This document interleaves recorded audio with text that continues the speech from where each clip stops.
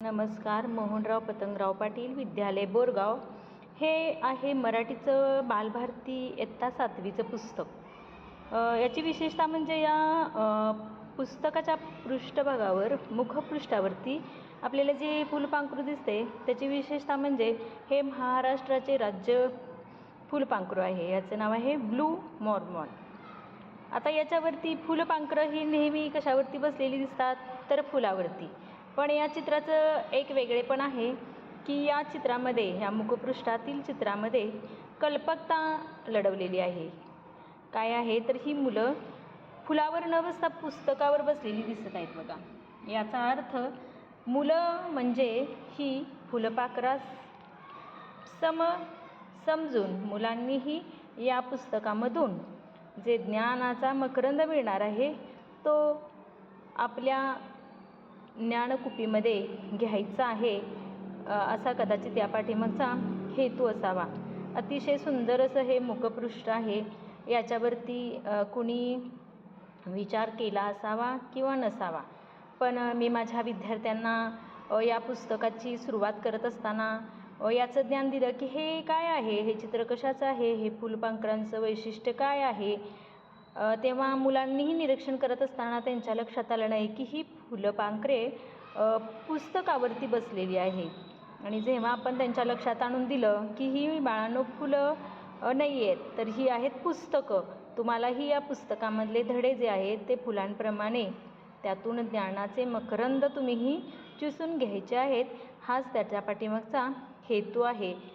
बरं, हे झालं हे मुखपृष्ठ आणि याचं असणारं हे मलपृष्ठ. या दोन्ही बाजूला अशाच पद्धतीनं फुलपाखरू आणि त्याच्या ही अळी असेल म्हणजे तिच्या ज्या अवस्था आहेत, कोश घालणं, कोश करणं, अळी, कोश आणि फुलपाखरू होणं, याचंही ज्ञान मुलांना या पुस्तकामधून पुस्तकाच्या मलपृष्ठावरून कदाचित देण्याचा हेतू असावा.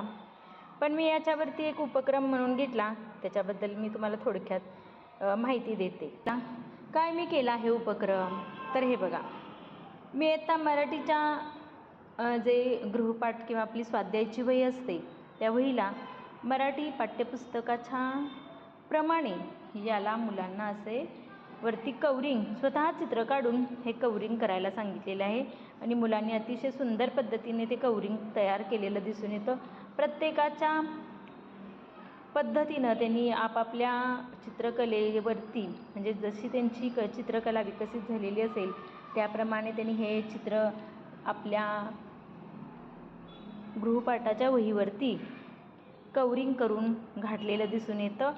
आणि त्यातून मुलांना एक वेगळा अनुभव मिळाला की आणि ज्ञानाचं दृढीकरणही झालेलं आहे. काय ज्ञानाचं दृढीकरण झालं तर हे जे फुलपाखरू आहे ते महाराष्ट्राचं फुलपाखरू आहे, त्याचं नाव ब्लू मॉर्मॉन आहे, हे त्यांच्या कायम स्मरणात राहणार आहे.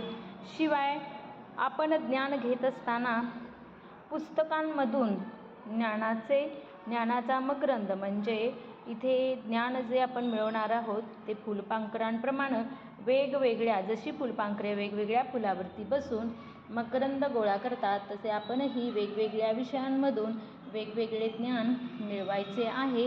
ही संकल्पना त्यांना कदाचित चांगलीच समजली असावी आणि अतिशय वेगळा असा केलेला आमच्या इयत्ता 7वीच्या विद्यार्थ्यांचा हा